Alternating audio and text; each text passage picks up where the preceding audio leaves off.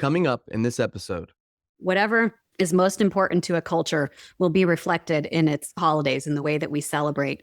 But they're also informing the younger generations how to be in the culture. So it is a really powerful tool. And those in power have always known this. And that's why they've intentionally used it as a tool to guide and manipulate the masses.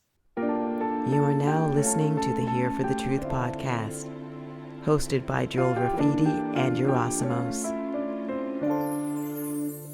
All right, everybody, welcome back to the Here for the Truth podcast. I'm Joel Rafidi. I got my co-host, Yerasimos, with me as always. What's up, everybody? Thank you for being here. Thank you for listening. Thank you for taking time out of your day or your night or whatever you might be doing, whether you're watching or listening to this podcast. We just really appreciate the fact that there's people that are interested in these conversations and are willing to be here. So Yerasimos and I are going to try something new here. We're going to have like a mini conversation before the main conversation and just kind of shoot the shit a little bit. We've gotten some feedback over the years that people do really appreciate our personal insights and our personal conversations and our perspectives. So heads up, you can completely skip this section if you want to. We're probably going to have like a 5 or 6 minute conversation here. You may miss some gold. You may miss some laughs. I don't know. I can't tell you in advance. I don't know what's going to happen here.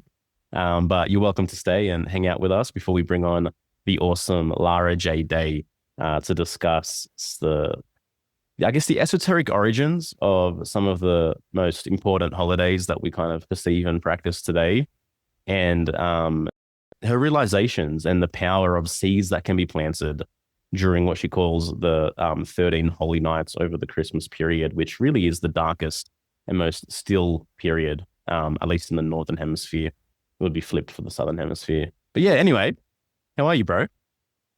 Yeah, I'm doing pretty well. I also just want to extend my gratitude to everyone that's listening. What started as just pressing record on Zoom one day and having a conversation has evolved into this 250 plus episodes.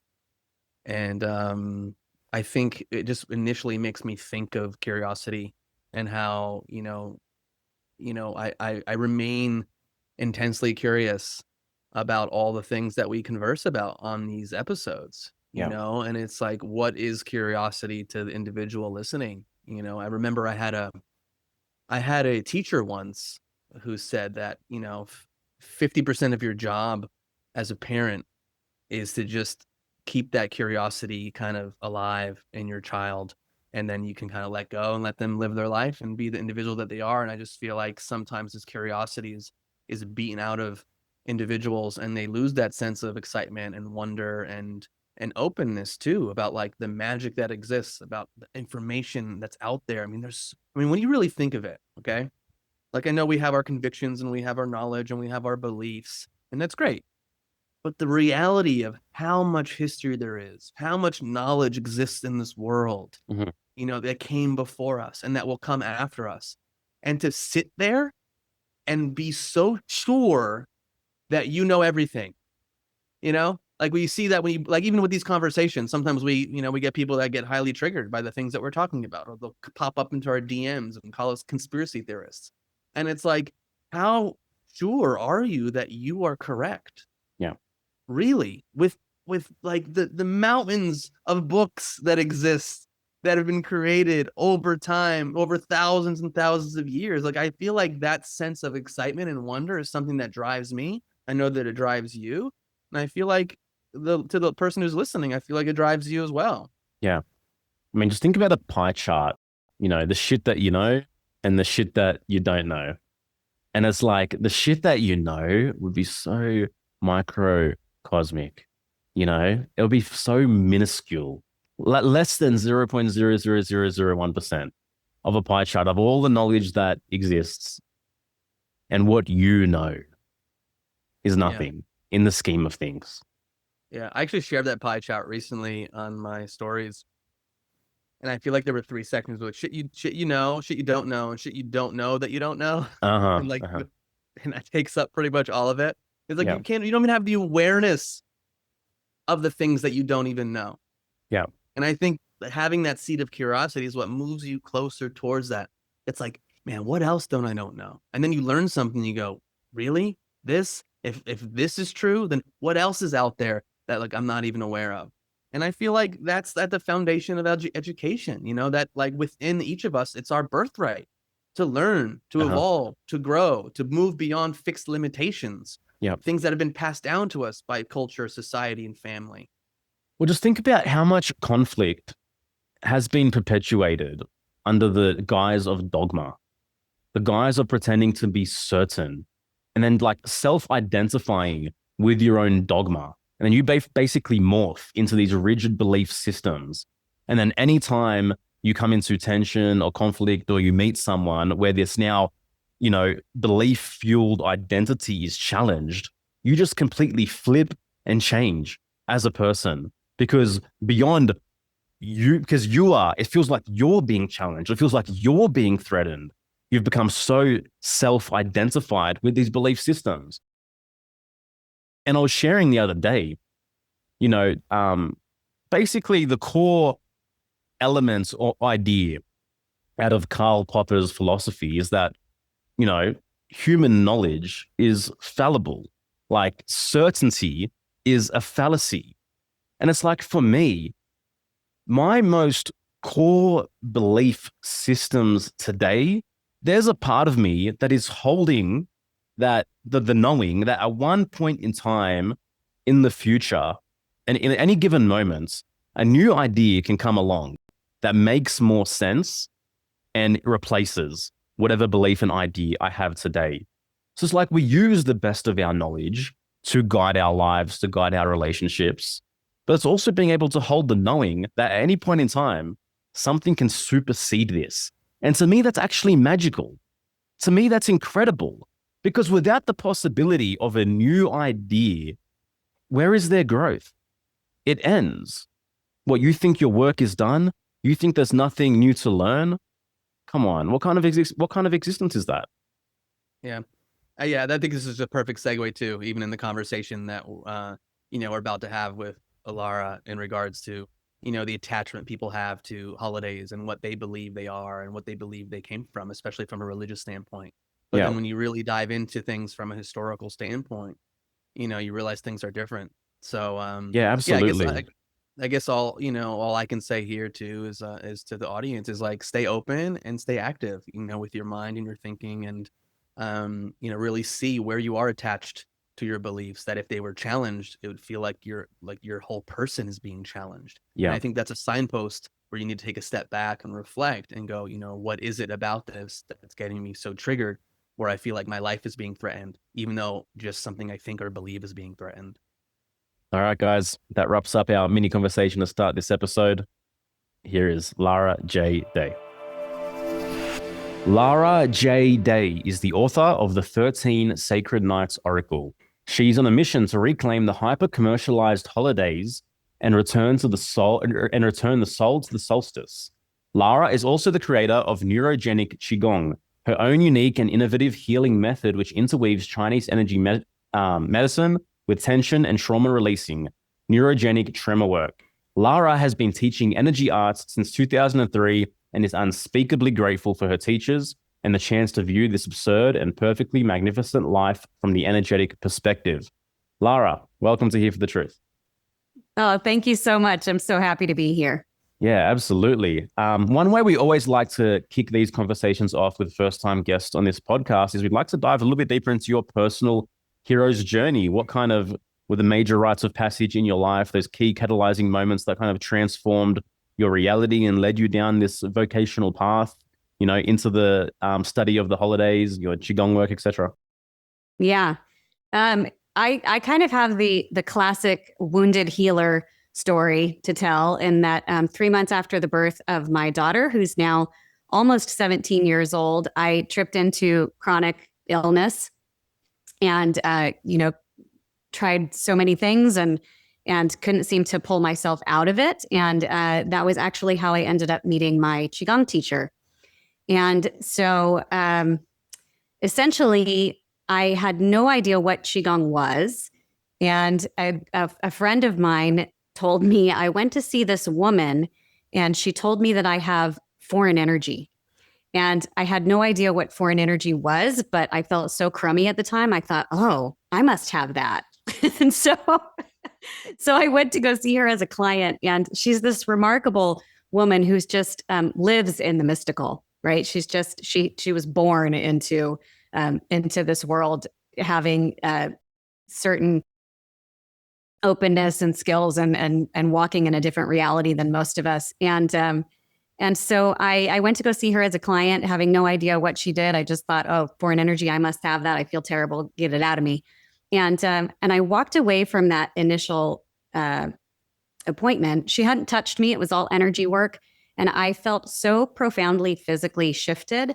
I remember thinking to myself, I feel like I've been breathing underwater and I didn't know it. And all of a sudden, my head's above water and I can breathe again. And I remember going to the grocery store after that initial appointment. And I literally felt like I had a different view of the cash register, like the same grocery store that I went to all the time. And I thought, am I physically taller? Like there were legitimate, actual physical differences in the way that I was experiencing myself and my body and the world. And I was so, it was such a huge transformation with just a 1 hour, hour and a half treatment that I immediately signed up for her 4-year medical Qigong training. And so that was a huge moment of initiation for me. And there were other, all kinds of things along the way, but I would say that was really the biggest turning point for me. Yeah. That's amazing. Can we, I kind of want to touch on Qigong a bit, because we've had a couple people talk about it briefly as part of their story, but I'd love to delve a little bit more into like, what is Qigong, even for people that are watching that maybe aren't that familiar. Yeah. So Qigong, Qi means life force energy, universal life force energy in Chinese, right? And then Gong is a good work or a practice. And so Qigong is the good work or practice of cultivating universal life force energy. And there's two different, we'll say, areas. There's the personal practices, which look like what most people think of as Tai Chi, those really slow movements. And Tai Chi is a martial art that is under the umbrella of Qigong, right? So again, the greater umbrella is the cultivation of universal life force energy. And in the case of Tai Chi, it's a martial art in nature. So their focus is martial arts, although, people practice Tai Chi for all kinds of reasons, but that's really at the root of the practice. It's a martial art in nature. So there's those personal practices, and the personal practices that I teach are more general. They're not, it's not a form of martial arts. It's really just for cultivating your health and your wellness and your overall well-being and harmony and spiritual development and that sort of thing. And then there's the clinical side of things, which is called either medical Qigong or Qigong healing. And that's what I experienced with my teacher, where I was lying on a massage table.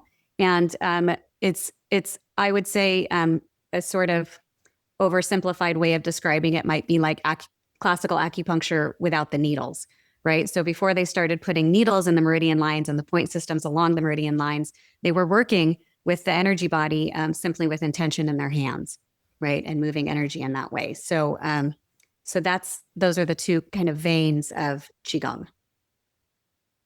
Amazing. Thank you so much for sharing. So I'm very interested in the 13 Sacred Night kind of oracle deck. How did your interest in the holidays develop? And I guess especially the esoteric kind of things, which, not many people are really speaking about. Yeah. So it actually goes back, a good segue to my Qigong teacher, because she's the one who introduced me to this practice, although it is not a Qigong practice. She is a very wonderfully open and divinely feminine in her approach to energy arts and the way that she teaches. And so she is also very steeped in the teachings of Rudolf Steiner and the Anthroposophic community. And so this practice really was inspired by that community. And, Rudolf Steiner he didn't really give an exact formula for the 13 holy nights or the 12 holy nights, as they often call them in that community. But he really gave a greater teaching about this time, the winter solstice time, right? And if you stop and take a look at what nature is doing all around us during the peak of winter, trees have dropped their leaves. Animals are slowing down or hibernating. Plants and grasses and seeds have descended into the earth, and everything's kind of drawing energy inward, conserving energy. And then here we are in the Northern Hemisphere, at least at our most frantic. We're shopping compulsively. We're overindulging in sugar and alcohol, which is taxing the body as opposed to conserving energy, right? Our calendars for most people are more jam-packed than at any other time of the year. We're flooding our lawns with LED lawn light decorations, which is like a slap in the face to the darkness. Like, no, it will not be dark. We will not dive inward. All this external distraction, when really, if we were to mirror what nature is doing all around us and step into the flow and the rhythm of the seasons, it's this time to draw inward, to get quiet, introspection, right? We're really planting our dream seeds in what I call the fertile soil of the darkness, or the womb of winter, so that they'll sprout in the spring and fully expand into the fullness of summer, right? Everything's blooming. We're living the dream that we planted in the darkness.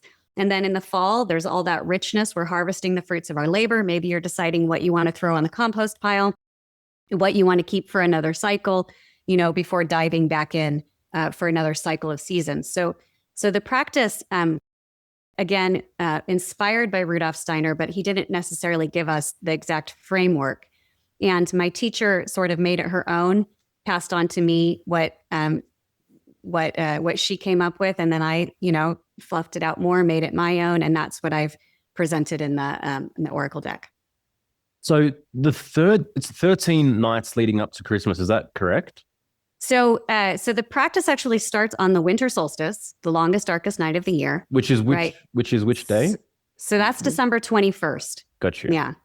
And we have 3 initial days and nights to prepare, which looks like thinking about, well, what do I want to bring to this next cycle? Or maybe you're taking a look back at the year past and sort of like, okay, well, how did that go? And what do I want to change? And what do I want to do different moving forward with this next cycle? And then kind of getting your ducks in a row for the actual 13 nights. So if you, for instance, if you want to incorporate more meditation in your coming cycle, maybe you're just doing the kind of logistical work of gathering the meditations that you want to do during the 13 nights, or you're buying a meditation cushion, or whatever it is. Or if you want to be more active or cycle more, maybe you're getting your bicycle tires pumped full of air, like whatever it is that's going to help you make those 13 days more intentional. And then the actual first sacred night falls at sundown on December 24th. And each 24-hour period from there forward, sundown to sundown, represents a time period in the coming cycle.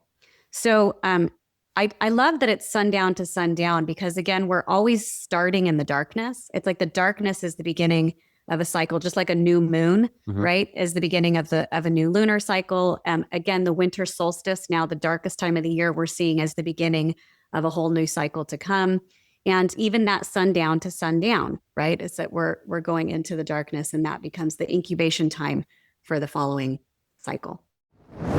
No matter what you're going through in life, the one thing that will always support you more than anything else is the cultivation of a deeper inner meaning. Now, this has been a passion of ours since the very beginning, and it's part of the reasons Yerasimos and I are kind of on this path together. It's this idea of the mythic within, the personal myth, the personal hero's journey that each one of us are on. And ultimately, what could be more important than understanding, getting a grasp, and connecting with one's personal mythology? And ultimately, all this points towards the reality that we're all unique souls, born with a unique purpose, unique reason of being. It's said that no person comes at the wrong time. So we're all here for a reason, because there's something that wants to be born through us. And this is the key reason that Yerasimos and I actually created Rise Above the Herd in the beginning.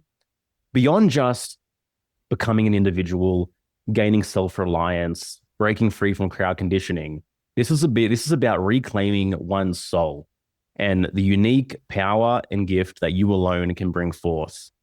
So if this is something that resonates with you, we have decided that we really want to be the kind of individuals that bring more balance to the self-development coaching industry.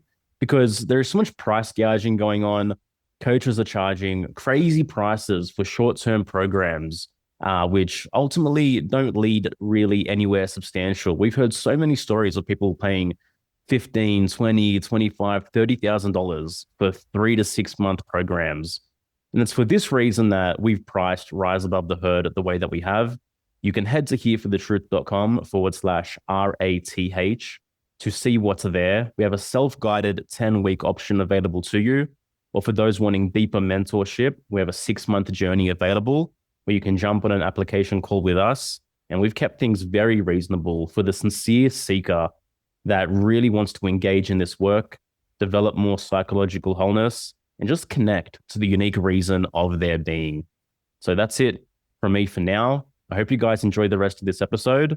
And once again, you can learn more about Rise Above the Herd at hereforthetruth.com/wrath. RATH. It's actually interesting to think about because, I don't know what people call that period between Christmas and New Year's, like colloquially, there's like a phrase where people's like no man's land. People don't know what to do. People don't really know what to do. It's like, okay, Christmas is done. And then like they're waiting till like they celebrate the new year and they're just kind of like sitting around. And it feels like, well, maybe they should be sitting around, but with more intention. Like there's a reason for it, as opposed to like, I'm twiddling my thumbs. I don't know what to do. I'm like, I feel like a lazy person not doing anything. Like it makes sense.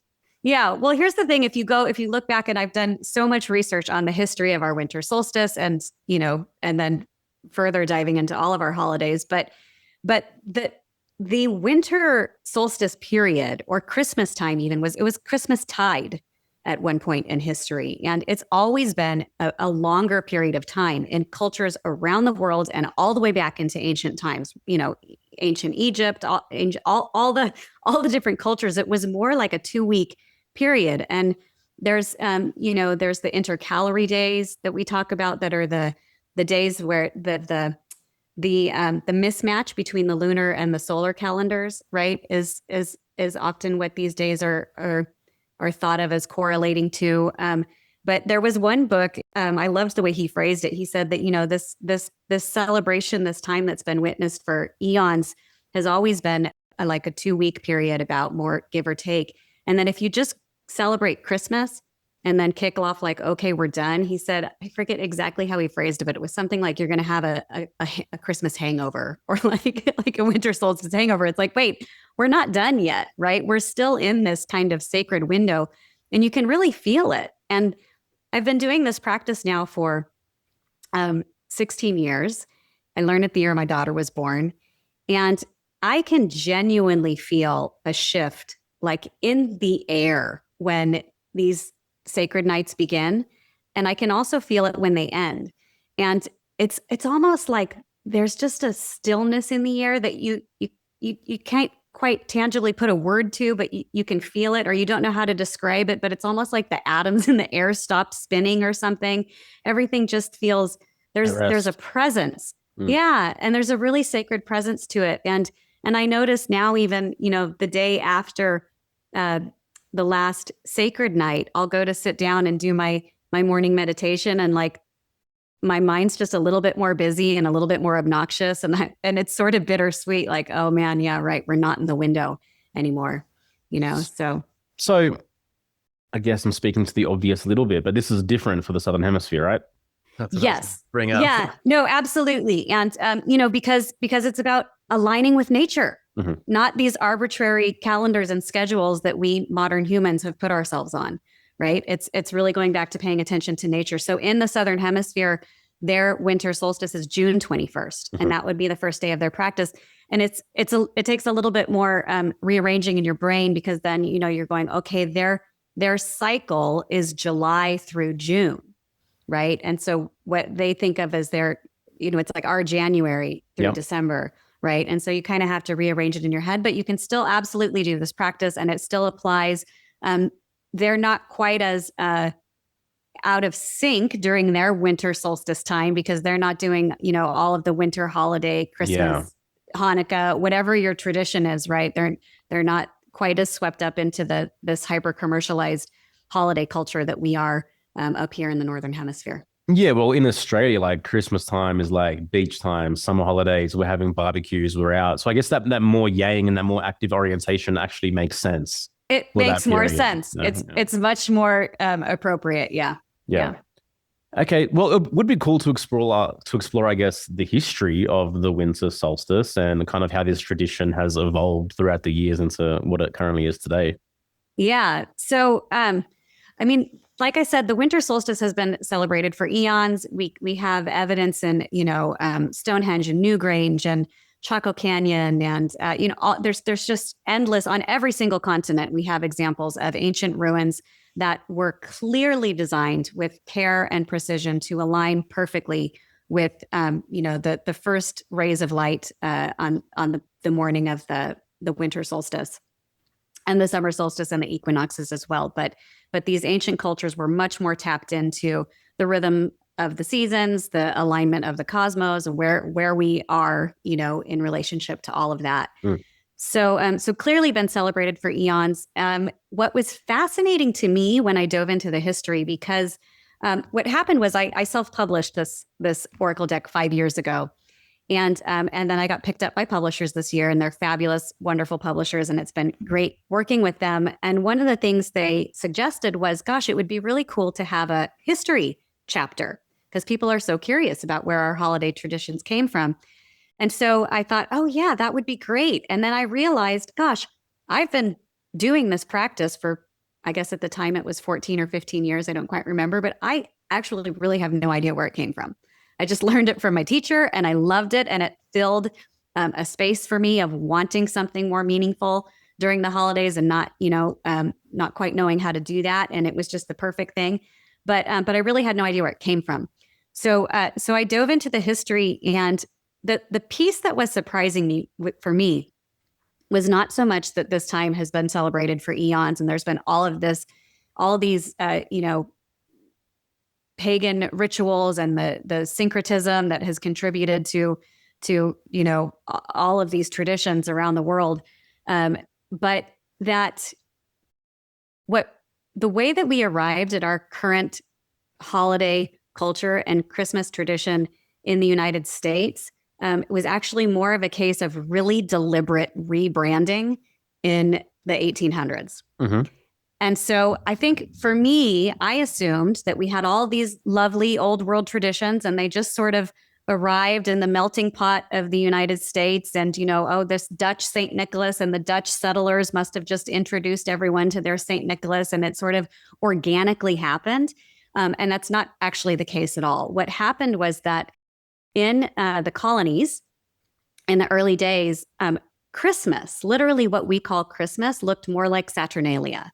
So it was debauchery, lots of alcohol, overindulgence in food, promiscuity, public promiscuity, role reversal, even gambling, like all of these really rowdy, ruckus behaviors, loud parades in the streets, and all of these things were happening. There was a tradition called mumming, where rowdy bands of youths would go door to door. Usually they were working class youths, and they would go to wealthy manors and put on these ridiculous plays or sing, wassailing. Here we go, wassailing, right? They would sing these silly songs, and then they would expect gifts of food and drink or even money in return. And in the old world, these were traditions that the whole society participated in, including the elites and the ruling class. And it was almost like, letting a little steam out of the kettle, and everybody was in on it. And then afterwards, things would go back to normal, and they would be reassured that they would have good service, throughout the rest of the year. And so what happened in the colonies was you've got, first of all, you've got the Puritans who are just not having it, right? And then you've also got elites who are pulling away from these traditions. And instead of engaging in the exchange willingly, they were closing their doors and saying, no, we don't want to hear your silly songs, and we don't want to see your play, and we're not giving you any food or money or drink. And so you can imagine how that turned sour really quickly. And it began to escalate into violence and vandalism. And so this group of intellectual New York elites got together and they rebranded Christmas. They dreamt up a romanticized version of the holiday with Victorian, elements and domesticated Christmas and offered it up to the masses via newsletters and poetry and things like that. And it worked. They rebranded Christmas. So that was a really surprising piece of the history to me. So the roots of the Christmas that we kind of celebrate today is this kind of debaucherous Saturnalia kind of thing. And then you're saying it was like just commercialized and rebranded into being something sacred and holy, etc. But the foundation of it is still, let's just party, let's just drink, let's whatever it might be, let some steam off. Yeah. So, I mean, there's so many that, I mean, it's such a tangled history, right? But originally there in the old world, there were lots of these more ruckus traditions happening. And then there was the overlay of Christianity that happened. And that involved the Council of Nicaea, which perhaps you're familiar with, or maybe not. But yeah, where a lot of these decisions about legalizing Christianity and using it as an umbrella religion to try to unite all of these cultures, right, sort of happened. So there's overlay of Christianity, but it just couldn't quite stamp out these older, more ruckus traditions. Like, it didn't work. And in fact, there was one quote in a book where he said, the house of God would not vanquish the house of ale. So they came up with a new deity, which was Santa Claus, right? And so yes, those older, more ruckus were more like carnival, really, right? It was a time of misrule and upside downness. That's what was still trickling through in the colonies in the early days, and the elites and the Puritans. Again, there was all this tension. We're not having it, and so they literally dreamt up this romanticized, domesticated version of the holiday that would, the gift giving still happened, but it wasn't between classes. It was within the walls of the house. So now we're going to give gifts to the children, and at the time that still maintained a little bit of this idea of role reversal, because children were at that time almost seen as an inferior. They weren't quite given the respects that they're given today. So like, okay, well, we'll give the gifts to the children, but not to the lower classes outside of the house. It's all going to stay within the parlor. It's all going to stay within the walls of the house. We're going to quiet this holiday down, right? We're going to tame it, really, is what they did. There's the poem, "'Twas the Night Before Christmas," that we all know. That was written in 1823 by Clement Clark Moore. And that was really the first time that the imagery of this jolly old elf was introduced. And he was part of this small group of intellectual elites that was working on offering a more domesticated version of the holiday to the masses. And that's the first time that the 8 tiny reindeer are introduced. If you look at the words of the actual poem, it's something about a jolly old elf and 8 tiny reindeer. That first introduction of Santa Claus, he was a little elf with tiny reindeer. He wasn't the big, jolly fellow. And then they began to further develop this new holiday that they were dreaming up and introducing. Yeah, as far as I understand it, like the modern imagery of Santa Claus, in 1931, Coca-Cola ran an advertising campaign and just created this fat red and white jolly kind of Santa Claus, and this kind of just overshadowed all other variations and illustrations and depictions of him. It's just like corporate myth making, so to speak. The power of advertising. Edward Bernays would be proud. Yeah. That's wild. Yeah. It is interesting, though, to think about these festivals, Saturnalia, or like even like in Greek times, Dionysian festivals, that like there's something within the psyche that seeks, I don't want to say balance, but like wants to move beyond just repression. Obviously, there's healthier, more intentional ways maybe to go about it than just going off into the forest and getting drunk and, having a big orgy. But like it's highlighting something, like how can an individual, like we kind of need that balance between the Apollonian and Dionysian elements within us, but in a healthy way. And so it's interesting to see how like even the power structures of the time, and you can even say today, how they understand the human psyche to this degree, and they place these events or these holidays so there can be a little bit of like a release valve in human beings, or else if there isn't a release valve, what are they going to end up doing? Yeah, Yeah. it's interesting. Like, oh, work's finished for the year. All right, let's open this release valve, so to speak. And even like, weekend warriors, Monday through Friday, I'm doing my thing, but then like the human psyche can't tolerate that much repression and rigidity, all the time. So it's like Friday night comes along, Saturday night comes along, let's party, and then okay, back to work on Monday. Yeah. Yeah. So it's very No, interesting. 100%. I think, yeah, like you're saying, like we just can't sustain the oppression, without any break. And I think the ruling classes in places like ancient Rome were aware of that. And that's why they willingly participated in these rituals. Like, okay, we'll go along with this little funny little thing for a couple of weeks, and then everything will go back to normal for the rest of the year. And, and it will all be fine. Yeah. Yeah, so my imagination is going like, what went down during that time period? Like the king, or who not, or maybe not the king, but like other elites. Like what were they engaging in? Like the role reversals. It must have been pretty wild. But yeah, it's just interesting to think about. And also understand like, the deep understanding of human psychology that has been around for so long, like at that level, to understand that duality and the need for balance, or else they're going to rise up and overthrow you. Right. Yeah, no, exactly. Yeah. Yeah. And then, to go back to what you're saying, like maybe there's a healthier way. Right. And so for me, this ritual is like, it's like, okay, let's go back before and beyond even these Saturnalian practices, or these things where there was maybe this necessity for the release valve because it was so oppressive, and what's really going on during this season. And for me, just in life in general, one of my underlying core beliefs is that the more we align with nature, the more, the happier and healthier and more empowered we become. And the farther away we distance ourselves, we try to out chemical her or out technology her or separate ourselves. It's just the sicker and more miserable and more dysfunctional we become. So, yeah. Well, it's also interesting when you think of like just the differences of let's say exploring these more wild aspects of us. It's like, sure, you can go to a rave and pop 6 pills of ecstasy and get messed up, or you can go to an ecstatic dance and be completely sober and dance and have fun and listen to music, like two things that are very different, but also probably feeding similar aspects of a person, the desire to want to kind of let loose and open up and tap into different parts of them. Yeah. How do we do it in a healthy way? Right.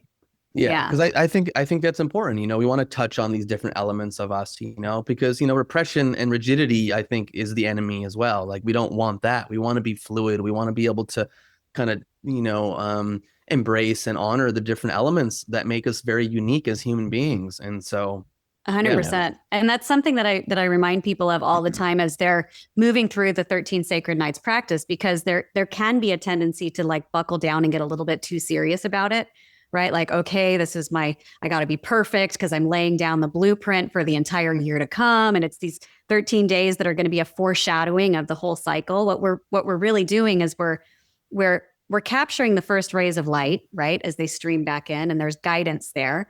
But then we're also, again, consciously co-creating. We're giving our intentions to this really profoundly empowering and magical time. And so folks can get a little bit gripped about it. And like, what if something bad happens during the 13 Sacred Nights? What does that mean? Does that mean my whole year is going to be a disaster? And so I remind people that this practice, one, is always meant to be helpful. So whatever happens during that time, whatever guidance you're receiving, whatever you're recording, writing down in your journal, it's always meant to be helpful, no matter what it is.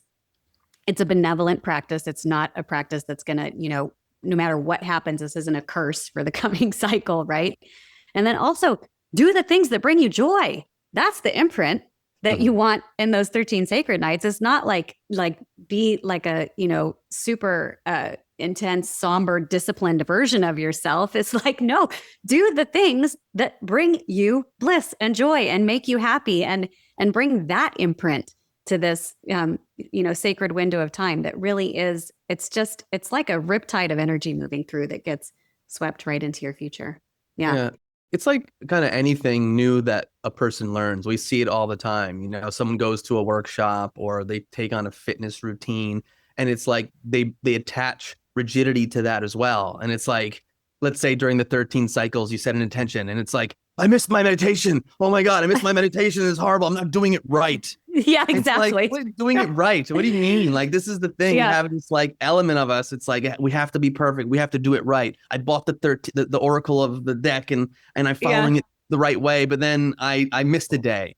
And then that just throws off the rest of your experience. And it's like, this is the fluidity. This is the being able to dance with that and not just kind of lose our center because we didn't do things the right way, according to how Lara said in her deck. Yeah. People call me or write me in a panic all the time. I missed a night. What do I do? It's like, well, draw a card. You're fine.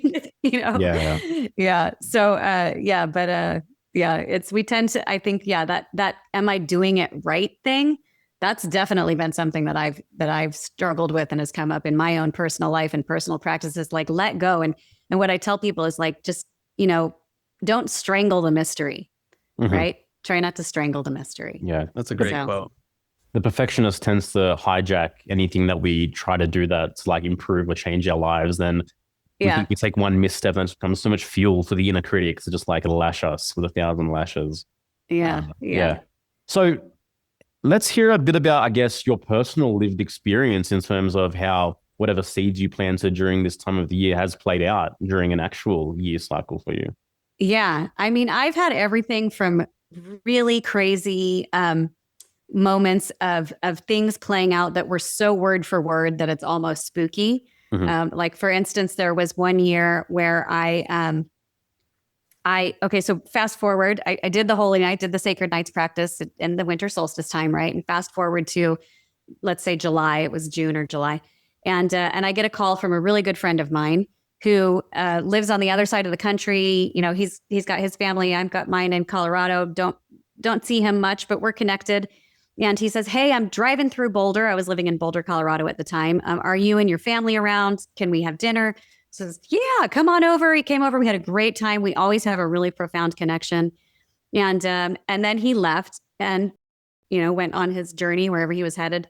And after dinner, after he left, I just got this kind of like, did I write something about Tommy in my 13 Holy Nights journal this year? And I just kind of couldn't. So I went and I go flip to the Sacred Night or the Holy Night that corresponds to the month of July when he showed up.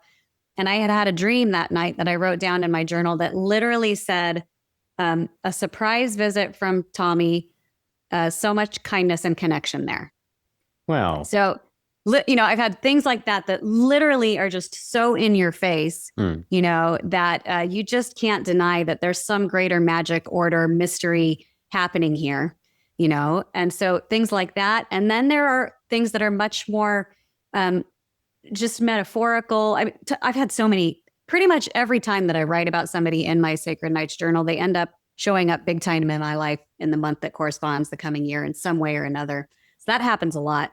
But then I've also had instances where there are things that are more metaphorical. So for example, my cousin, one year or the year right before the pandemic happened, he wrote in his journal, we had our Christmas Eve extended family gathering, and he wrote, everybody has their masks on. And he meant like we're all wearing our like social masks, we're all playing our little expected family roles at our family gathering. And it's just so boring and controlled, and then later on in the year of the pandemic, that little phrase that he wrote on took on this like much greater meaning, and so there's also things that are more metaphorical like that. The drawing of the oracle cards. So you draw a card for each night, and there are essays, of course, that go along with each card that give you some kind of theme to think about. And for me, it is uncanny, goosebump inducing, laugh out loud, how they always seem to just align so perfectly with the challenges or adventures that I'm going through in a way that inevitably helps me shift my perspective, get a bigger perspective, relax, let go, just move through life with a little bit more grace and awareness, really. So, a few of the things. Dreams are really potent during that window. I've had endless prophetic dreams. There is the mugwort card in the deck can help people with how to go about a dream practice if that's not something that you're familiar with. But yeah, lots and lots of prophetic dreams. There's just so much richness that always tumbles out of the information that you gather during this window. Yeah. Lara, how do you celebrate Christmas? Like the day, like how does that day, play out in your family? Yeah. So I'm actually, my mom's side of the family is Jewish, and my dad's side of the family is, nothing really, but more Christian roots. And your mom's amazing, by the way. I just want everyone to know that. You know what? That was incredible. My mom, for those listening, is really deep in dementia, and I brought her to a gathering at Yerasimos' house, and he just charmed the pants off of her. And I have not seen her light up in that way in so many years. Like, she was so engaged with you and so delighted, and it was just beautiful to witness. I loved spending time with her. It was so sweet. Yeah, really, really sweet. I'm so happy that you brought her. Yeah, it was the gift of Yerasimos. Yeah, right. I know it was a miracle. It was a little moment of miracle that was really sweet. But what was the question? I was saying, how do you spend Christmas? Oh, how do we spend Christmas? So I get this question so often. This is one of it cracks me up, and it's why I added a frequently asked questions section to the new Oracle deck after teaching it for 5 years, right? But the most common question that I get is, I can't do the practice this year because I'm going to be at my in-laws. So, and it's always the in-laws, specifically the in-laws. I'm going to be at my in-laws. I can't do the practice. Can I do it like later, like in late July or something? And the answer to that question is no. We're aligning with cyclical, real nature-based rhythms here. Like, this is a real, legitimate window in the way that the cosmos are moving, and we're taking part in that.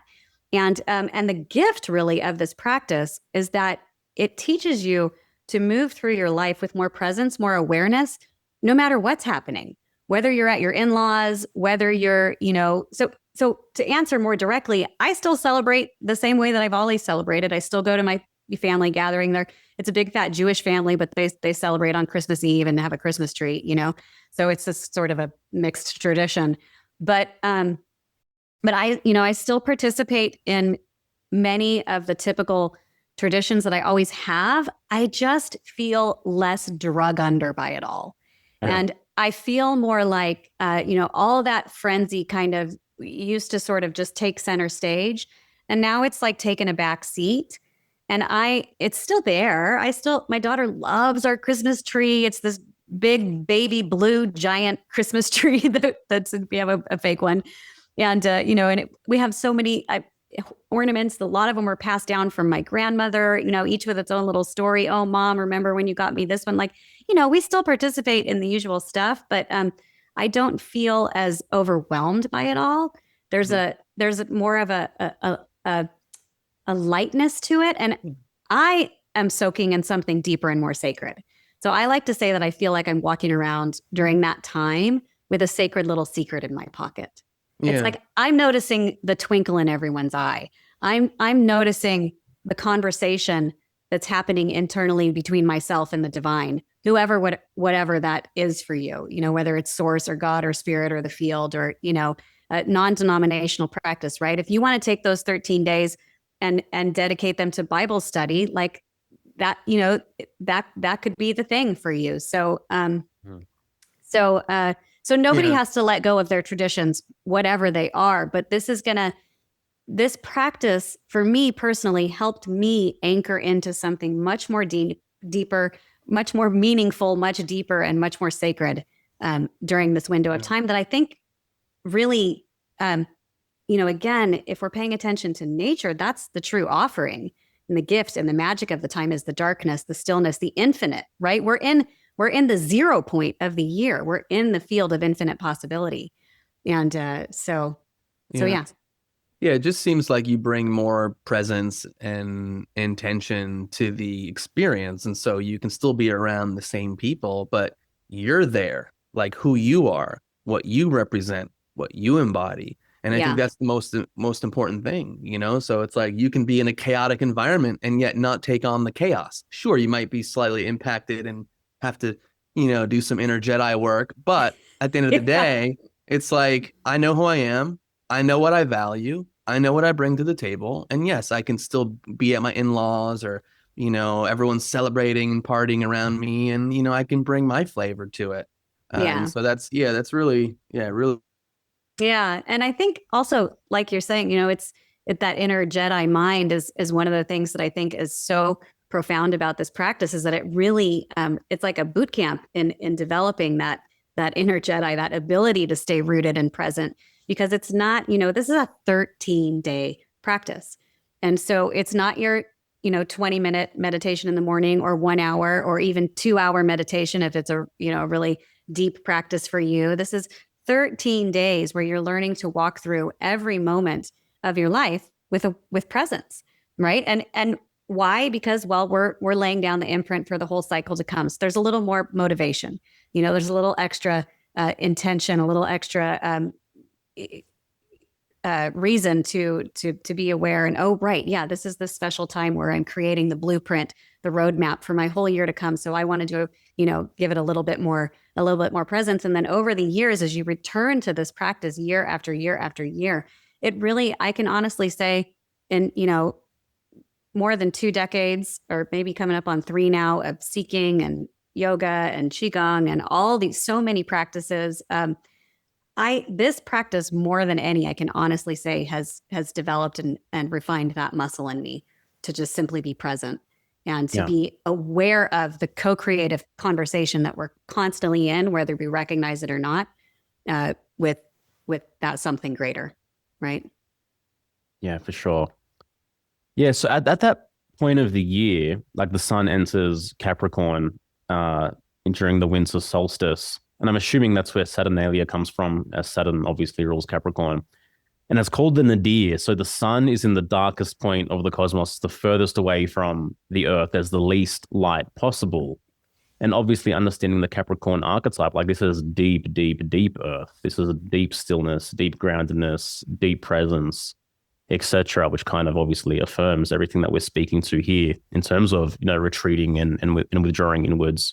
But it's like, it would be interesting to like take this philosophy and live every day with this level of recognition and reverence for the sacred and connection to nature and cosmos, and that something beautiful is possible, and every moment can be pregnant with this level of possibility, Yeah, I love that. And I think that's what ritual is all about, right? Because another way of saying ritual might be the practice, right? It's a ritual, or it's a practice. And there are opportunities for us to remind ourselves to go deeper and to tap in and to be aware and to sense the sacred that in fact is always with us.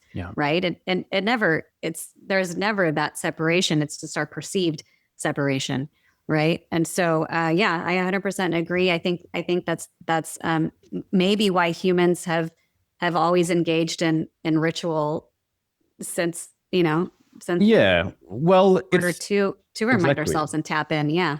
Like to me, like I see it predominantly as like astrotheological, like ancient man. Like he looked up in the cosmos and he decided to engage in these rituals based upon, what these archetypes were kind of coming through as. And these things are just, we still do these things today in so many various ways, but it's unconscious now. The kind of foundation this is laid, we just do it very unconsciously and mechanically now. We just rebrand it and call it other things, but we're all engaging in these rituals constantly. Yes. Yeah. And I think that, we started out talking about the history. It's such a tangled history because we started with all of these various cultures all over the earth, and then the umbrella of Christianity and the politics and the power, condensing of power there, right? And the centralization of power with Christianity trying to bring everyone together. And then you overlay on top of that these more Victorian values and the domestication process of the pagan holidays that are still, percolating up through the Christian overlay. And we can't have that, so let's domesticate them now. And then overlay on top of that the whole commercial takeover, And so we have, through all of these layers of overlay, we have completely lost track of what these rituals and celebrations were originally even about. So, yeah. I was actually raised as a Jehovah's Witness, so I didn't celebrate Christmas at all Oh, wow. for the majority of my life, and to the Jehovah's Witnesses, yeah, it's a pagan tradition. They don't really believe Jesus was born on that birthday. And so like actually did nothing for Christmas for the majority of my life anyway. Yeah. I'm curious, how did that feel as a child growing up? Did you have FOMO or was it? No, he was busy convincing everyone. Here for the truth. It's interesting because for me, it's like, and I guess this is maybe like the way I'm designed or a blueprint. But when I believe in something, like I believe in something, you know. And so like as a child, it was almost like no, it was my value to stand against the crowd. It was my value to not celebrate Christmas. I remember being in school, like trying to convince everyone else that like they were wrong. Like, what are you doing? You're gonna, end up in hell. They don't believe in hell, but like whatever it might be. I don't know if like on an unconscious level there might have been some FOMO, but it's not a direct memory for me actually that there was. I think maybe more so around birthdays, Mm-hmm. Yeah. Mm-hmm. Yeah. Interesting.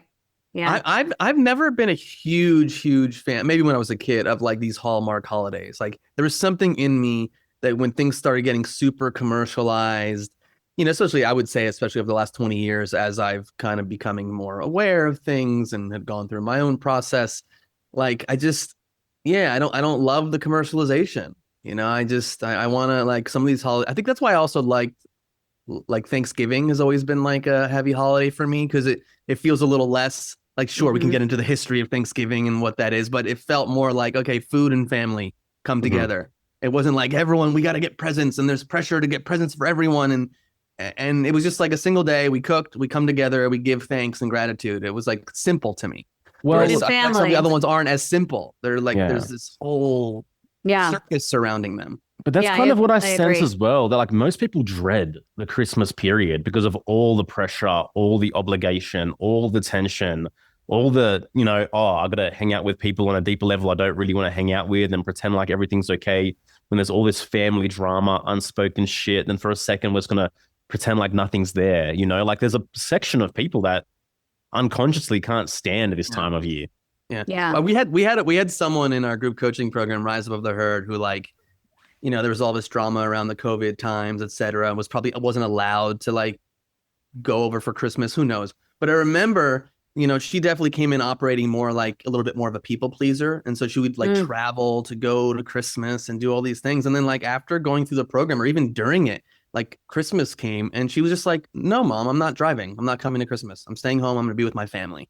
Yeah. Just like very like distinct, set a boundary and like had the most amazing holiday and Christmas of her time. So it's amazing what happens when we really understand what we value and what we want, and we honor that. Now, I'm not saying, obviously, if you love your family, go spend your time with family, but a lot of people don't have good relationships with their family, and it's actually miserable. And I think part of the reason of like when people come back and get ill around the holidays, it isn't just sugar and alcohol. It's way more psycho-emotional that's happening because you're navigating, even if you look things from, let's say, a G&M standpoint, like, you're navigating. I mean, you might have tracks around your family. Tracks. Like, you might have, you know what I mean? Like, and then you go to the holiday and then you come back and you're like, oh, I'm not with my family anymore. And you resolve a conflict. And then all of a sudden you start having all these symptoms. So it's, again, looking at things with this level of nuance. And so, I think like to understand and know yourself, you make a decision. Anyways, that was just one example, I think, of how, it's important to kind of stand up for yourself in certain ways around the holidays, because there is so much pressure. There is. That's so interesting, that German New Medicine perspective as well. I hadn't thought about that, but it makes perfect sense. Yeah. So all the tracks, so many tracks the family, during the holiday. The issues, the trauma. They're all triggered. They're all triggered. Yeah. Yeah. On top of also, then you are drinking and then you're saying things that maybe you wouldn't normally say. And then just like the shit hits the fan. And yeah, there's a lot of things to consider. Happy New Year, everyone. Happy New Year. Yeah. Yeah, there's all of that. And so many people are so sick of the commercialism, right? It's so over the top. We're so done with it. But then there's this empty space left of like, well, how do we celebrate this time? And it's like, okay, well, we're sick of the commercialism, and maybe we don't want to go back to some of the religious stuff that doesn't feel like quite like a fit maybe anymore either, that was, imposed upon us as children. But what do we do instead? And that's where I think this practice is such a beautiful It's just the perfect amount of structure, but then you can completely make it your own, and just helps people set the stage for something a little more meaningful. I love it. I'm gonna pick up a deck. I don't think I have it. I have it. I thought I had your deck, but I don't. You have. Well, I gave one to Sophie. Oh, it should be somewhere in your house, but the new one. But I'll get you a copy of the new one as well. Cool. No, because I want to with Sophie. I want to set the intention this year, and like we don't really have a crazy like holiday schedule. We go up to my in-laws, and it's pretty low key. So I think it'd be really cool to incorporate this for sure. Yeah. The new edition has some pretty cool elements. It's got the history chapter, which doesn't go into all the rebranding of the 1800s, but it sticks more to just talking about all the ways that different cultures around the world have celebrated this time, right? And then throughout history and also in modern times. And then there is a frequently asked questions section. And then there's also, I added a meditation. So there's 52 cards. Mm-hmm. And I added, so each card has a little essay. So you're drawing a card for each of the 13 nights, essentially, right? And then that's a reflection or a foreshadowing of a month in the coming year. And if you're good at math, you're like, hey, there's 12 months, not 13. The first night is a reflection of the entire cycle to come. And then the following 12 nights, the 12 calendar months. And it's all in the book, the structure of how to do the practice. But each practice now in the new book has a meditation to go along with it. So that's a pretty cool addition as well. Something that I wanted to do the first go around, but it was like after 4 years of creating, I was like, stop perfecting, Lara, just get it out into the world. And so now each of the 52 cards has a meditation as well, which is a nice sort of action step that people can incorporate into their year and the practice. That's really cool. Because again, it's interesting just to see how our view and our experience of the holidays, how they shape culture, and like even from a parenting standpoint, like the seeds that are planted in childhood, not always, but Can we talk about the Santa Claus myth and the whole? Yeah, sure. Let's keep going. Yeah, I mean, I just wrote an article about this, and it's actually something that Alec Zek brought up when we were talking about this whole practice, and then I started spinning my wheels on it even more. But this whole thing that we do in the Western world, where we tell our children as parents, right? We tell our children that there's this magical elf, Santa Claus, and he drops presents off down the chimney, and all the things that we associate with it. And then at a certain point, we have to break the spell and tell them that it was all made up and it was a lie and we were tricking them, and I'm curious, well, Joel, you wouldn't have had a memory of that. Did you grow up believing in Santa Claus? No, never. Yerasimos? I was being... I did. I think at some point I was kind of just like, you're lying, like you're putting the presents there. Like, I don't know what age it was that I figured it out, but yeah, I was the spell breaker for the 6-year-olds in the neighborhood. You were the kid that was telling everybody else. Yeah, I remember that kid. Your parents are giving you presents, not some fat guy in a red and white suit that's climbing down your chimney. You here for the truth or what? It's such a weird tradition because not only, I mean, first of all, when my daughter was young, I felt kind of awkward about it. And I remember talking to a bunch of other moms who were like really into Waldorf and well-meaning. And they were like, oh, well, it helps them develop their ability to believe in the unseen world of energy and spirit. Right. And so I was like, I kind of tried that on and I was like, okay, I'm helping her believe in magic. But the problem with that is that then you break the spell, and down with Santa Claus and like the giant Easter bunny who lays eggs and like the fairy with a tooth fetish, along with those magical beings goes their ability to trust or believe in anything in the unseen world of spirit and energy. And not only that, but their confidence in their parents, Yep. You lied to me, Mom. Like, they get into an argument when they're like 24. Remember that day when I was 6 years old and you told me the truth? I never trusted you from that moment forward. But I remember... We've spoken to people like that. They've actually had those experiences, and like that was so damaging for them, that initial lie. Okay, I was one of those people. I remember that moment as a child where my older brother was telling me, like, no, Santa Claus isn't real. And then he saw the look of horror and shock on my face and he felt bad. And he was like, just kidding. He is.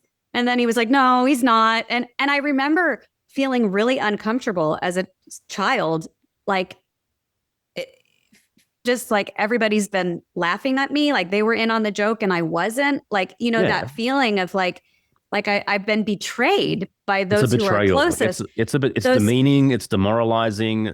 You're flat out lying to the child's face. Like, yeah. And it didn't feel good. And I remember that personally in my own, you know, and so I it's just something that's come up over and I just think there's other ways to get your children to believe in the magic and the mystery exactly, without lying to them. Yeah. Well, first of all, again, like to go back to this practice, I've done this practice with my daughter since she was an infant. Cause again, I learned it the year she was born, and it, you know, and I didn't wasn't like when she was an infant, we started like having her keep a journal or anything. Like it was a very organic unfolding over the years. At first, she just liked the pretty cards, you know, and it'd be like, oh, you got turtle. Oh, isn't that cute? You know, and then, you know, slowly as she started to write, maybe she would just write down the card that she got, but not really journal a whole lot more. Now, of course, as an almost 17-year-old, she does the full practice. But it was literally cultivating in her abyss and her ability to tune into her intuition, to notice synchronicity in her environment. Like it's an experience in real magic that you don't have to then rip away from your kids, you know, when they come of age and it's time to let them know that Santa Claus isn't real. Yeah. You know? Yeah. A couple of things in that. I didn't know there was a specific Waldorf encouragement in terms of encouraging them to believe in the lie of Santa Claus, because I've spoken to Waldorf parents as well, and they say that they tell their kids that Santa Claus is real, and you know they give them a present from Santa Claus.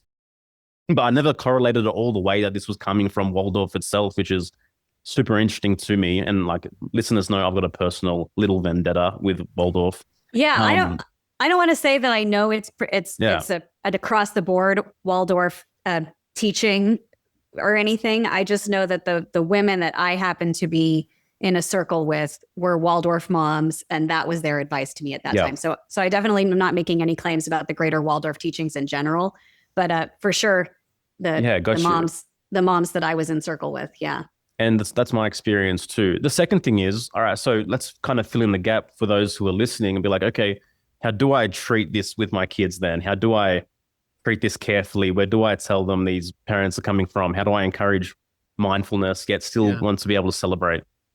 And real quickly, I want to say the tricky part too is like you, Joel, like you have a kid who's maybe taught this in a certain way, and then they're going to their friends who do believe in it, and then they're kids, so they're blurting out things. They're like, just so you know, my mom told me something different, you know? Yeah. And then what does that do? And then you're getting a phone call from another mom.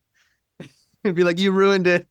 I mean, I could get messy real fast. I'm not sure that I have any advice for, I mean, I think you just have to teach your kids, like, listen, other people have different beliefs, and we have to be careful and respectful about how they and their families honor things. And, you know, it's not always our place to whatever.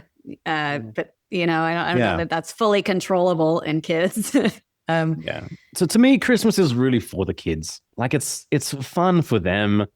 It's good for them to know that you want to like give them a gift and make them feel good, etc. You know, like to me, like I'm really happy to honor that for my kids. And like I couldn't really care less about Christmas, but I love doing it. And since having kids, I really love experiencing that time with my family, just to have real intentional family time, you know, and to put a bit more intention into it regardless. Like we do that anyway, but to have this period of time where you really do come together and connect and reflect and, you know, exchange goodwill, that's powerful to me. Yeah. And I think the focus needs to be that. And then the bonus is the present, as opposed to it's all about the presents. Oh yeah, okay, yeah. And my family's there. You know, I got to open up my 37th present. Stop talking to me, mom or grandma. You know what I mean? Yeah. Like because again, like what you experience seeing a child. Because I could go from my own experience of opening up a present and getting something. That sense of excitement and surprise is amazing to witness too. You know, it's just it can't. I don't think it can just only be that. And then there could also be overloaded, like with like hundreds of presents. Overload. And do you lose some of the intention when it's, again, like you're saying, like 20 presents instead of one really thoughtful, you know, like, you know, beautiful thing with intention and love, and maybe it's homemade or maybe not, but there's still a lot of intention that went into it, you know, and it's the hyper commercialism, I think, that becomes the problem. Yeah, totally. Just, Like personally, I hate the inner conflict of feeling obliged to gift when I don't feel like gifting. I would find it much more potent wanting to like support someone and gift someone at a time when I genuinely felt that way, regardless of what calendar day it was, you know? I love that. That's totally my dad. He's like, he doesn't believe in holidays or birthdays. He's like, No. if you need something, I'll get it for you. Yeah. You know? I like your dad. Yeah. Yeah. He's a good guy. Yeah, we're not really huge into presents, Sophie or me. You know, her mom will get some presents, but it's not really a thing. Yeah. Yeah. I'm curious, Lara. Do you know much about Halloween and the origins of Halloween? Is that a discussion that we have? Or Yeah, we can dive into a little bit of all the holidays if it's of interest. But I mean, I definitely went most deeply into Christmas and the solstice and everything else. But I've gone a bit into the others as well, simply because of exactly this. It very often happens that people say, well, what about this holiday or that holiday? And initially I would sort of go, no, I don't know about any of those. I'm the Christmas girl, you know? And then I went, wait a minute, what am I doing? Just step into this role. People want to know. You can be the holiday girl. You don't I can be just the Christmas girl. I can be the holiday girl. It was so limited of me, you know? Yeah. So Halloween is really came from the Celtic tradition of Samhain or Samhain. It's pronounced differently depending on the regional accent in Ireland and where it came from, but it's spelled Samhain, looks like Samhain. Mm-hmm. And that was the Celtic tradition that was really, this is a time when the veil is said to be at its thinnest, and it was an honoring of ancestors and those who've passed on and are on the other side. Right. And it was said that, you know, could be lots of spirits around and ghosts, and maybe some good and maybe some not so good, you know, benign and benevolent and all the things. And so they would dress up to either to kind of fool those spirits. It's like, oh, if we're in costume, they won't be able to know who we are or what's going on, and or to participate in that time of the veil being thin and the spirits being more all around us, right? And so that was the original kind of pagan layer. And we've talked about these multi-layers of the holidays, and then Christianity came in and they made it All Saints Day, which was a time to that would have been November 1st. So it was actually All Saints Day was November 1st. It was a time to honor all of the saints. And then the following day, November 2nd, was All Souls Day. And that was a time to honor all the other souls who had passed over, not just the saints. And then the night before became All Hallows Eve or Hallows Eve or Halloween, right? And so there was this 3-day Hallowtide period that the church was again trying to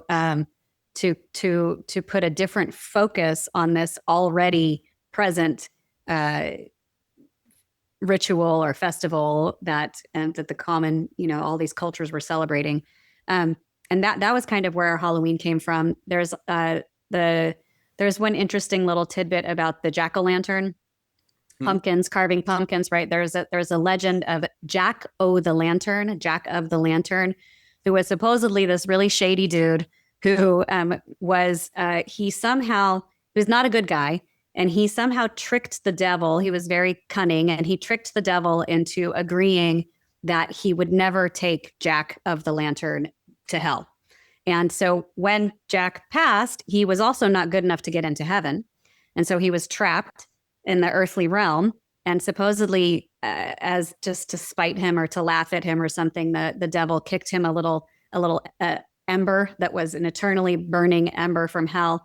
And he put it in a turnip, carved out a turnip and put it in a turnip and use it as a lantern. This is obviously this is an ancient myth, right? And so the Irish would carve out turnips, and this was where the jack-o'-lantern came from. Well, then they came over to the States, and the pumpkin was a native, thing in America, and that seemed like a much better fit. And so we have our modern day jack-o'-lanterns from the story and the myth of Jack of the Lantern. But most of Halloween came from that tradition. And then there are traditions, again, around the world. Pretty much every culture has a festival or a ritual or a day where they celebrate those who have passed on. Yeah, living in Mexico, Dia de los Muertos is obviously huge.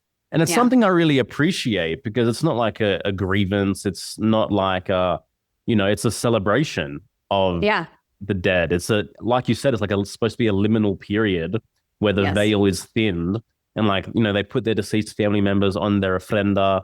They have offerings. And during that period, it's said like the dead can visit, interact, and connect. And that's kind of really beautiful, I love it. Part of Mexican culture. Yeah. I love Dia de los Muertos.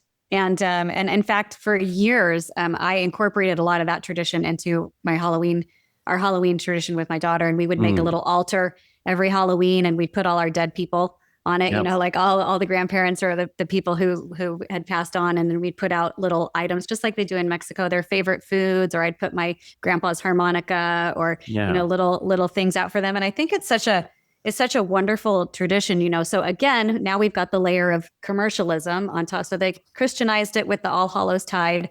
Then we've got, again, what was happening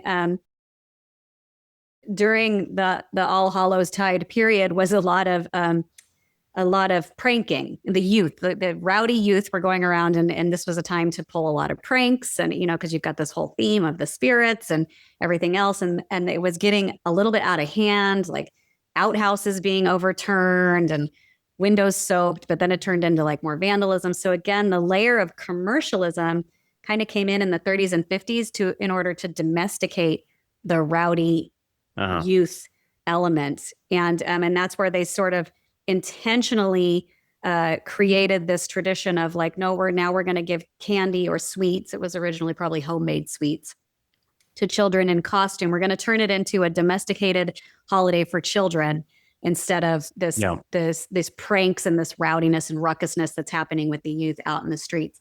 So there's always this like multi-layered process that happened to get us to where we are today. Well, and also, but a lot of that pranking and all that exists, because I was going to ask you like the night before, where I grew up, we called it Goosey Night, which I think is like New York and New Jersey areas. But then there's Mischief Night. People like call that the night before Thanksgiving. Sorry, the night before Halloween. Joel, did you have anything like? Did you guys celebrate Halloween in Australia? Like, what's your? Halloween's not really big in Australia, no. Like, not big in Australia. People would try to do it and like walk around and, but most of the houses weren't into it. It's like you have to force it. Yeah, because growing up in Jersey, it was a big thing. I mean, Mischief Night was the thing. Like friends would get together. They'd probably put on all black or whatever, and they'd go out and they'd toilet paper people's houses and they'd egg people's houses. Back in the day when those things were cheap enough to do those things. Yeah, you can't do it with like $10 carton of eggs. Well, maybe that's just like the healthier eggs. Well, so what you and your friends were doing, that's what the commercial, element was trying to suppress, right? Yeah. Well, we're doing it, but then I just wanted to look up real quickly that like, I guess it comes from the ancient times, the pranking and all that. Yeah, absolutely. Because you're pranking, there's the spirits, the spirit. Yeah. You're like pranking, you're trying to trick the spirits, and that was all an element from these more ancient, pagan traditions than the Christian overlay. Then the pagan traditions always like they always hang on, and so then it was the commercial element that really kind of disguised everything eventually and sort of. I just have a memory. Like I grew up in the diner business, so of course, the New Jersey diner business. Breakfast you can get any time of day, 24 hours a day.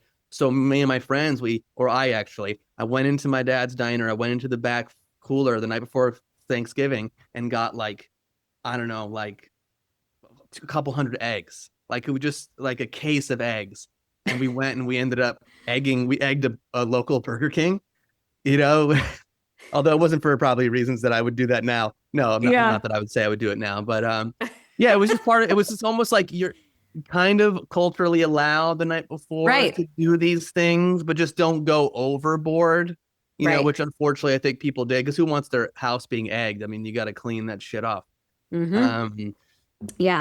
Right. But I mean, I had friends that I think were arrested for like. Right. So hence, if we can shift the focus to little kids and make it this family friendly holiday where they're parading around with their cute little kids in costume and going door to door in a nice, friendly, civil manner, then so all that stuff was really intentionally seeded into the traditions and.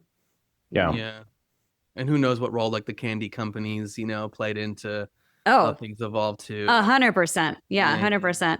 I do think, going back to the Day of the Dead and Samhain and these older traditions, which I think, Joel, you brought up, like it's really beautiful to have a more sane approach to talking about and looking at death as a culture, right? We're so incredibly fearful of death, probably largely part of the reason that we spend millions and billions and trillions of dollars on surgeries and sports cars and all these things. We're just petrified of aging and terrified of death. And, so I think if we did have more of a tradition where it's the time of year, right? Again, go back to nature. What's nature doing? Things are decaying.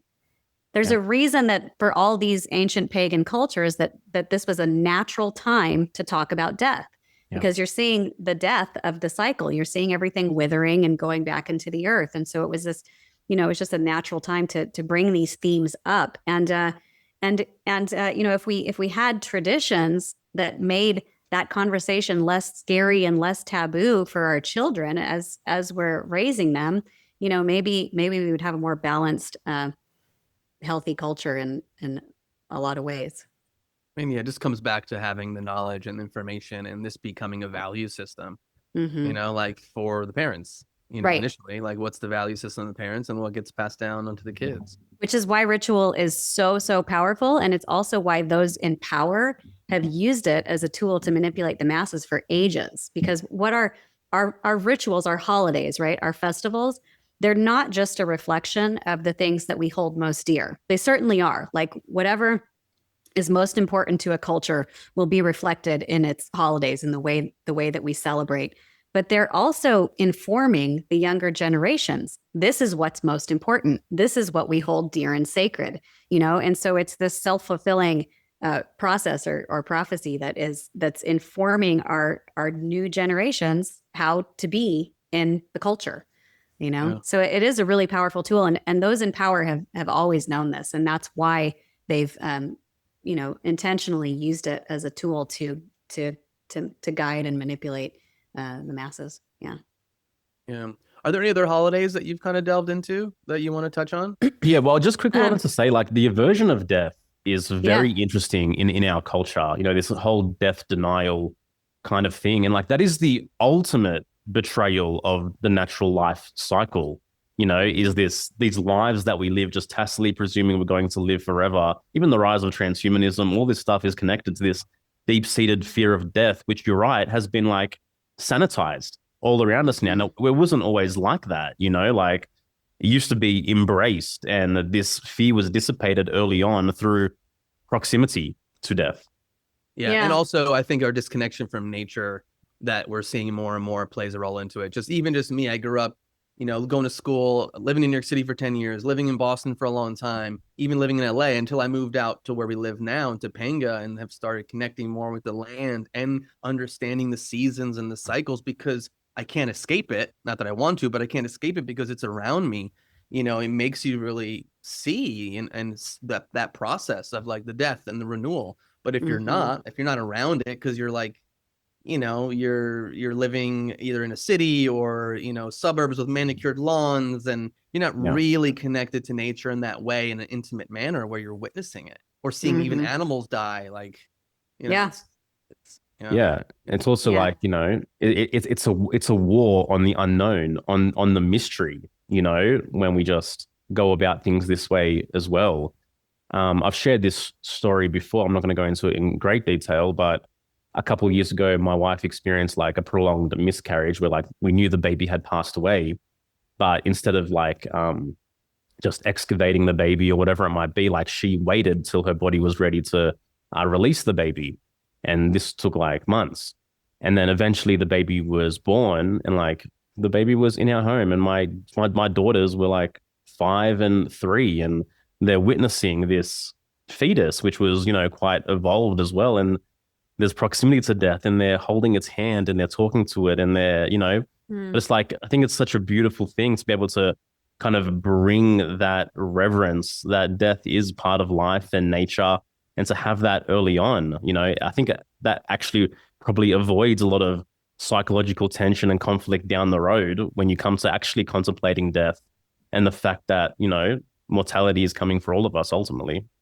Yeah, that's really profound, Joel. Yeah. Yeah, really beautiful. And yeah, it just makes me also think about this year. My daughter's harp teacher passed away. She was 82 years old and had become like a really big part of our life. We met with her once a week for a lesson for the last 8 or 9 years. And she was a woman of really, really deep and really solid faith, Christian faith. And her passing went fairly quickly. Like she just really, there wasn't this long drawn out process. I mean, we kind of knew it was coming. Her health had been failing for a year, but she, like, literally, like, the week before she died, she taught my daughter she gave my daughter a harp lesson. And it was her time to go. It was her time to go. And we visited her in the hospital, and she was like, she was just totally at peace with it. She was like, I'm okay. I'm not afraid to die. And I think there's something to that, not being afraid to die. And I wonder, I don't know, but I wonder, I'm fairly obsessed with near-death experience books and stories. And I've definitely, in those books, come across the same idea that when somebody is afraid to die, that our soul does in fact have agency and an ability to hang on here, even if it's utterly heinous. Mm-hmm. If there's that fear of death, that it might be like clogging the process, you know what I mean, or delaying it in whatever way. And I don't know, it's all a giant mystery, but Yep. But yeah, I think more open conversation and less denial of death can only be a positive thing for our culture. Yeah, for sure. And like, it seems to me as though, that fear of death is kind of ramped up and heightened the more that you haven't lived authentically in your life, the more that you haven't really pursued what you really wanted to pursue. You haven't really gone out after your passions. You're living small, you're playing by the status quo, you're in jobs you don't really appreciate. Your friends are a reflection not of your authentic true voice, but of, the things that you're not saying, the things that you're not showing to the world. And of course, there's a fear of death. But I do believe that people can get to the point where, they genuinely feel as though they've lived each day as fully as possible. They've lived as authentically as possible. And that does diminish to some capacity, because ultimately the more regret there is, I think the more pain there's going to be at the end. That's interesting. Yeah. The regrets are like, I didn't quite do it. I'm not finished or I didn't do it right. Or like, I can't go yet because it's not. Yeah. Yeah. The pain of the life that was unlived, Yeah.